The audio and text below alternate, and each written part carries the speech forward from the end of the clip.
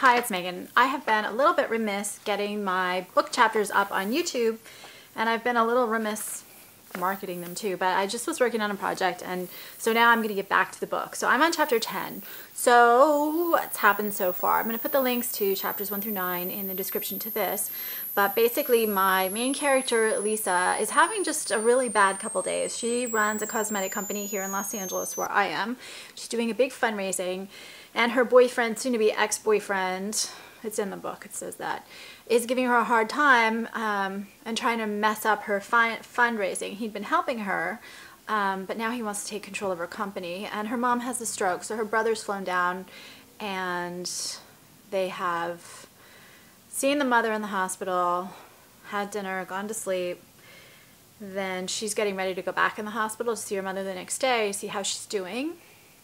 And she stops on the way, and that's what this chapter is about.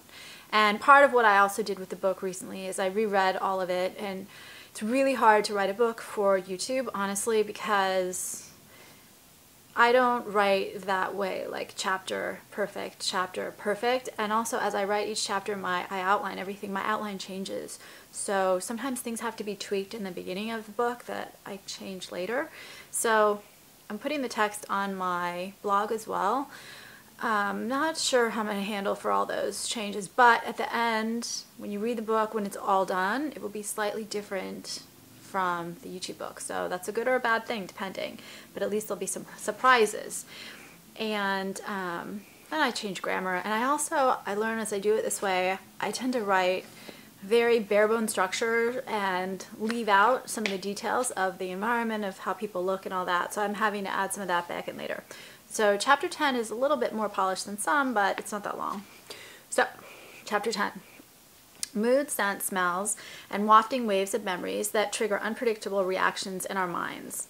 Images conjured up with jasmine or neroli, sandalwood, or orange blossoms. I personally love scents redolent of patchouli and leather, without a stringent version of oud, harsh at the open, but which always dries down to a rich, woody musk. When I smell certain scents, I can conjure up and see memories that had faded to the background as I live my seemingly more urgent daily life.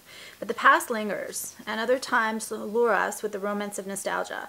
I mix it into my work, crafting collections based on a time and place, an image of a more glamorous life, if only. I gently pick up a tobacco fragrance with a mix of peony and leather.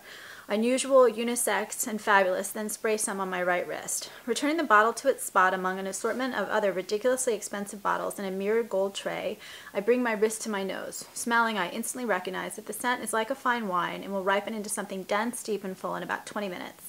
Meanwhile, I'll go and find a different scent from my left wrist, but I still can't resist the first raw sprayed scent as a fluorescent light overhead glares in my eyes. I turn my head to scan the sales floor, a vast expanse of luxury goods decorously displayed for utter temptation. I'm escaping again. As I do, I use the excuse that it's just work and I'm merely scoping out the competition. Neiman's Beverly Hills, en route to Cedars, Sinai Hospital, earlier in the book, is a classic emporium for the rich, and I adore the makeup and fragrances here. It's a den of indulgences and aspirant dreams, in which I have spent an entire day more than once. The jeans here cost more than my current entire outfit, including shoes, but the perfume counter is the most divine place on earth, including Venice, Bora Bora, and the Taj Mahal. The sales ladies here look you up and down, but they're also unwittingly pleasant and helpful. Who knows how Neiman's does it? I've seen a couple with tattoos, hairy pits, and dirty clothes escorted counter to counter and treated like royalty here. The snobbish element of Beverly Hills rarely creeps through these doors. And the ladies here know their scents. I'm handed spray samples of Clive Christian No. 1, the most expensive perfume on earth, and promised an extra cask with purchase. Instead, I whiff the ylang ylang, that's how I pronounce it, and Tahitian vanilla and just indulge. The vanilla in this concoction takes 6 months to crystallize. The floor is to the right of the golden doors that lead to the valet and parking garage when you enter. The heart of Beverly Hills shopping is out on the other double doors on the store's opposite side. Shoes to the left and jewelry to the right, and in the middle of the floor is an escalator up to clothes. But I skip makeup. I've seen and watched it all, and I was here a few days ago, scoping out new releases. I head instead to the far right corner as I move deeper into my descent from reality and into the harem of smells and dusty cobwebs of past memories. And here I am moving from Clive to Tom to Ramon and finally to a woman, Jo, who sells only colognes and not perfume. Then I head to Estee. Can I help you? A tall, blonde older asks. So far, I've been able to slide by the salespeople, but this one has me caught. She's dressed in black and has a vivid, lovely, rich plum shade on her lips. And as she smiles, I can sense her life and know how she ended up here. Stories are in our eyes, our stories, I mean, with past and present, but no future covered. "Oh, smell this," she states, and sprays Youth Dew on a paper strip and hands it to me.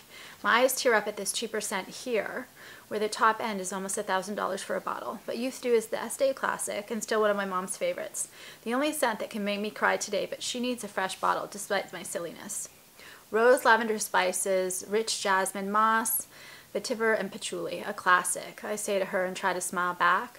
I hear piano in the background and see a cluster of women coming in our direction, but I feel safe, lost in the scent and the smile of a woman who knows what it is to live and feel. I'll take a bottle for my mom. Do you have a gift set? I ask. And then I stare at the soft ripped jeans I changed into at the last minute before leaving and suddenly feel out of place, even if everyone here is so nice. If these were designer ripped jeans, I'd feel better, but they're old boys Levi's, ripped someplace in Venice, California, and sold cheap. But my sales lady smiles and points to a lovely set. "We even have a gift with purchase today," she says, and nods at a lipstick, eyeshadow, and skincare cluster of items in bright bag. I just smile back and reach for my wallet. Mom will love it and can spray the perfume not only on herself, but also on her pillow. She can make the room, her hospital room, her own, Cora's, not some stale institution smelling of death. Then I hear the laughter and my skin crawls with the recollection of 8th grade. Isabel, my torturer then, Isabel of the big house and limitless credit cards. I may actually change that name now that I think back to my own 7th grade. We'll see. The parents who were never there, but she had nannies and Bentleys at her beck and call. Bitch even had a private plane. "Lisa, slumming it at Neiman's again," she giggles. I see she's with 2 other mean girls, and the past just repeats, doesn't it? I run a company, and she runs up bills, and she still talks down to me. "I still like the classics," I say, as I hand my card to the sales lady. "Wouldn't kill you to try one," I add and smile back. She's still thin, and I hate her for it, thinner than I am. But she's also ugly, with a pudgy nose post-surgery and small eyes no one can fix. An ugly vomit khaki. Whoever thought green eyes, the most stunning shade ever, could not work on someone? And her lips are pufferfish light, the local plastic surgeon's special. Her forehead doesn't move, and I see a small telltale bruise in the corner of her right eye. It's a fresh Botox scar. She's only 29. She also has a $40,000 Hermes bag, and the latest Gucci blouse and slacks that I'd kill for. Her friends are also thin and perfectly dressed, glistening like Christmas trees with fully white diamonds. At least my t-shirt and jeans are clean. But do I need to deal with this crap? I'm a mogul, if a blue jeans version, with a write-up and W at the same time. I mean, all the time. In the real world, these things do matter. "Nice to see you, but I need to go," I say firmly. "But before you go, where can I find your makeup line here?" the bitch asks. And I see her little mind calculate the cut she just delivered.